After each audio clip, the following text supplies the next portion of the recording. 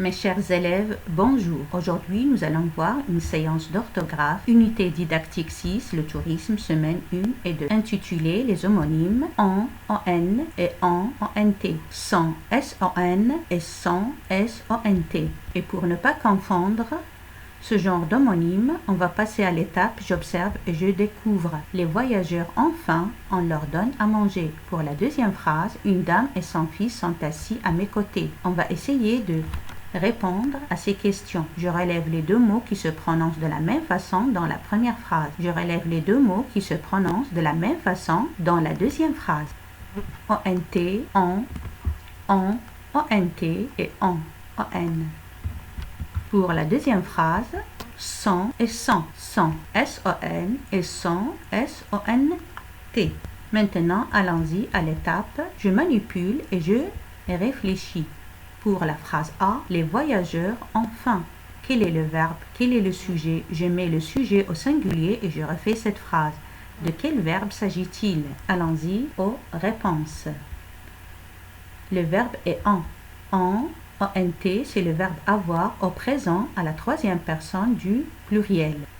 Pour le sujet de cette phrase, les voyageurs au pluriel, donc le verbe aussi au pluriel. Je mets le sujet au singulier et je refais cette phrase. Donc, le voyageur a faim. Donc, c'est le verbe avoir. Le voyageur sujet au singulier, a aussi au singulier à la troisième personne du singulier. Dans la phrase, on leur donne à manger. Quel est le verbe? Quel est le sujet? Par quoi peut-on remplacer en? Donc, pour le verbe, c'est donne. C'est le verbe donner, c'est un verbe du premier groupe. Quel est le sujet ici? Le sujet est en. C'est un pronom personnel sujet. Par quoi peut-on remplacer en? On peut remplacer en par quelqu'un. Dans la phrase C, une dame et son fils sont assis à mes côtés. Quel est le verbe de cette phrase? Quel est son sujet? Sont assis.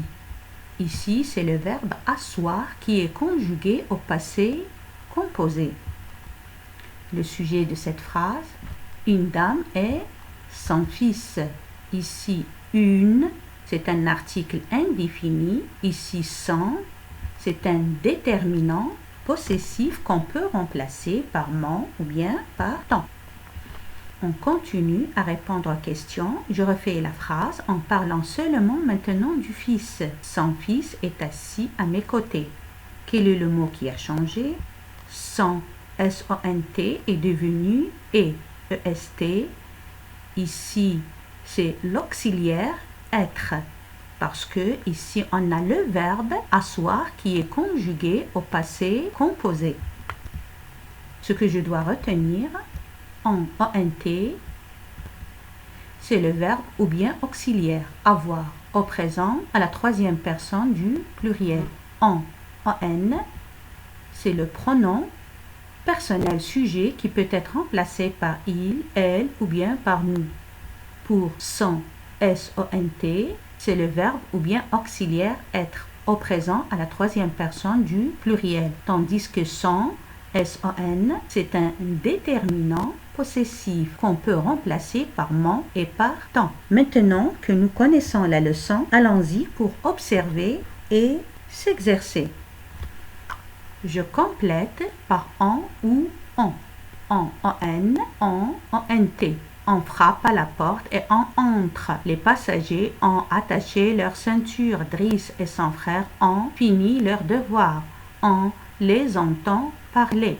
Mais de quel on s'agit-il? Est-ce qu'il s'agit du pronom personnel ou bien on qui est un verbe ou bien parfois c'est un auxiliaire? Alors, passons maintenant à la correction.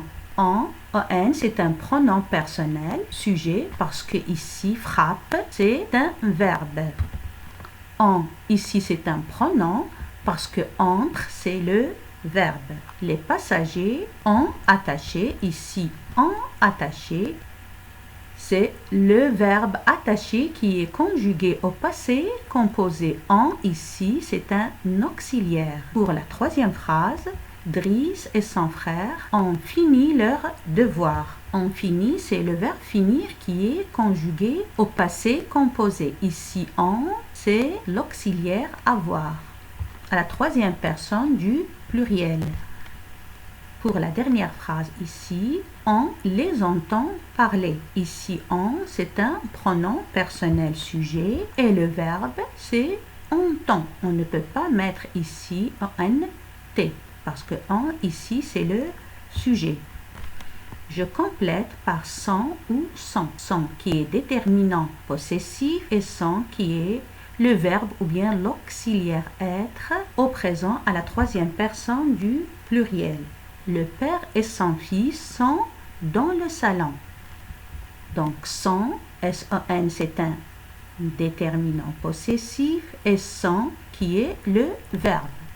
Donc le sujet, c'est le père et son fils qui est le sujet. Sans, c'est un déterminant possessif. Ils sont, bien sûr, ici c'est le verbe. Il, c'est le sujet qui est le pronom personnel sujet.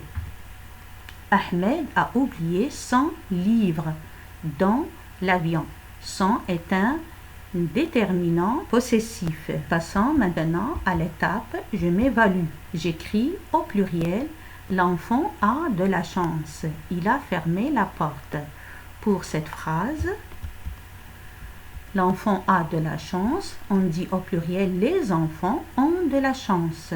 Ici, le sujet au pluriel, le verbe au pluriel. Le verbe s'accorde avec le sujet. Pour la deuxième phrase,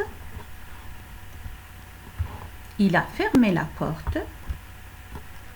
Ils ont fermé la porte. Donc ici, ici c'est l'auxiliaire avoir à la troisième personne du pluriel parce que le sujet, il est à la troisième personne du pluriel. J'écris au singulier maintenant. Les élèves sont heureux. L'élève est heureux. Le sujet au singulier, le verbe aussi au singulier. Le verbe s'accorde avec le sujet. Les pantalons sont gris, donc on va dire le pantalon est gris. Le verbe au pluriel parce que le sujet est au pluriel. Ici, était au singulier parce que le sujet est au singulier. Et merci pour votre attention.